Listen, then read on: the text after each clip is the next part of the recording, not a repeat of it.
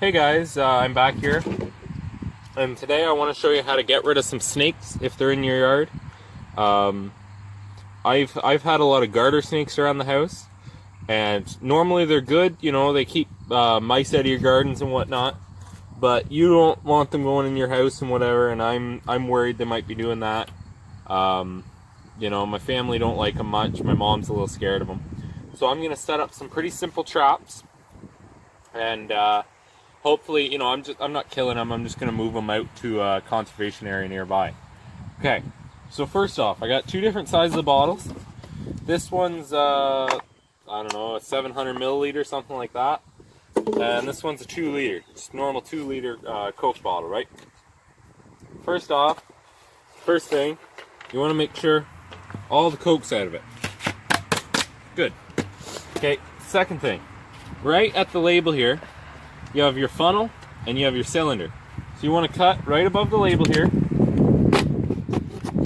with an X-Acto knife or something, right?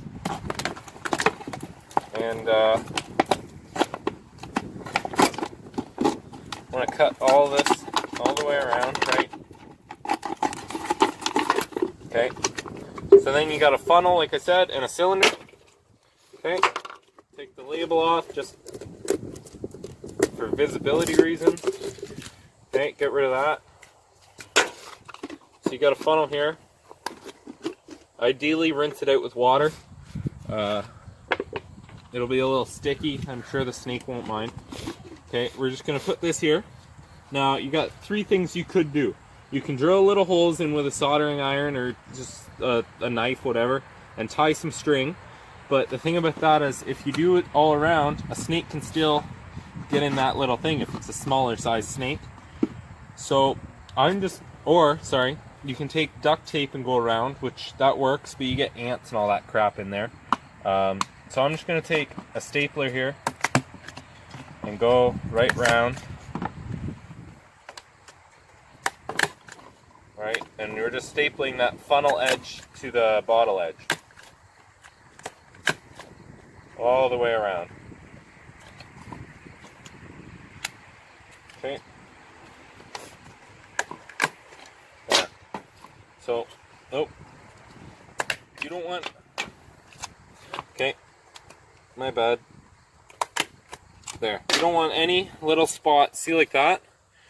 You want a staple there so no snake can get out, depending the size, right? Okay. So I've been having snakes out of my mom's flower garden here, and this is the shed, the old garden shed. We don't want them getting into, and I see them quite often. They go from this little burrow here, right? Come a little closer. This little burrow here. They go in there, and they come right against this wall, right up against this cold concrete when it's hot in the summer, and they go and hide under these rocks. Okay, so I quite often scare them, and I see them go across. So I'm going to set this bottle. You want it right up against that wall, so it's normal for them to go.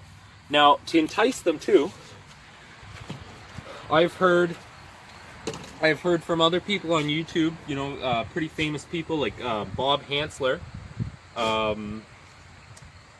He stands by fresh eggs because they still smell like poultry, and you know, a lot of snakes that aren't venomous, that don't eat rodents or whatever, they, especially in the springtime, they eat a lot of eggs of robins and, you know, native game and songbirds. So you put chicken eggs in here that still smell like the chicken, unwashed, and it attracts them through that. Another thing that's very well known is you put dog food in here. Snakes love that. Here I have a pinky mouse. Just, you can get them at almost any pet store. You feed them to snakes in cages, right? I'm gonna throw that in there. And you can put, I know a lot of water snakes and garter snakes, things like that, they really like fish fillets. If you put a freshly killed fish in there, or a couple minnows, you know, that are still flopping around, you throw that in there, they'll come from, you know, they'll be a couple 100 yards away. They can smell it pretty good. They'll come on over. I'm going to set up a second trap here. with this smaller, I believe it's a 700 milliliter or something close to that bottle. You know, same method. Cut that off. Make sure you take this off because it's a pain. If you accidentally leave the lid on and you staple it, pain in the ass to undo it. Yep. Throw a couple staples in there. They don't always go through, you know, if you hit the ridge of plastic where it's a little harder. Anyway, so we're gonna... This ain't a pain at all, I swear. Right? Throw the staples in there. Do that. Okay. Anyways, so this is gonna be for a smaller snake. And I'm just going to throw some dog food in here. I've heard from some other friends, and I believe I saw one guy on YouTube, not sure his name. The guy on YouTube was using slugs. Now, I know just from some friends of mine, earthworms work really well. Anything like that, small, you know, creepy crawly kind of thing.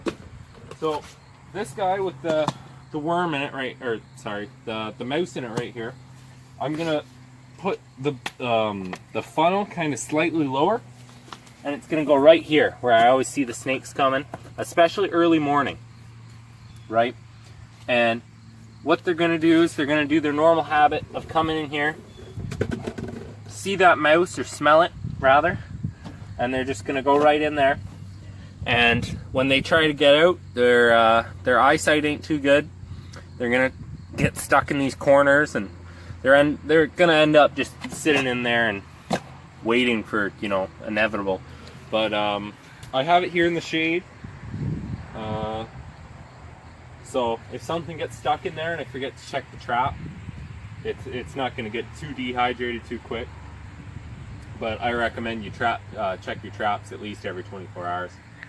So yeah, we're gonna let that sit, and we're gonna come back and we'll see if we get anything. Hey guys, we're back here next day, and looks like we got us a little garter snake here.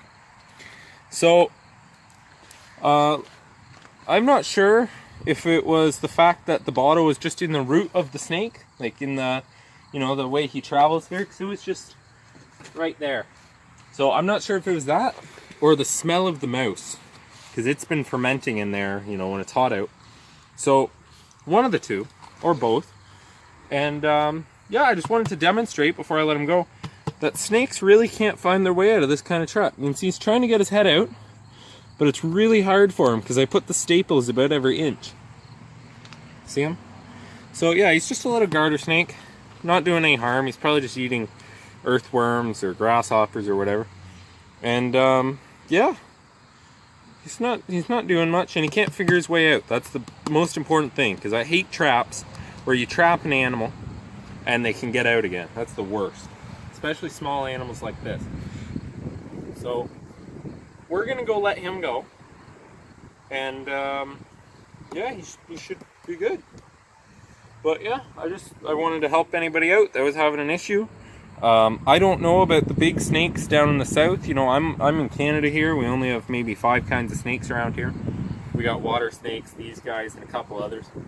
I'm imagining for bigger snakes, you just get one of those big bottles and do the same thing with a bigger chunk of meat. I couldn't tell you from experience. I can tell you from experience these work, but that's all I can really guarantee. So thanks for watching, and I'll see you guys soon.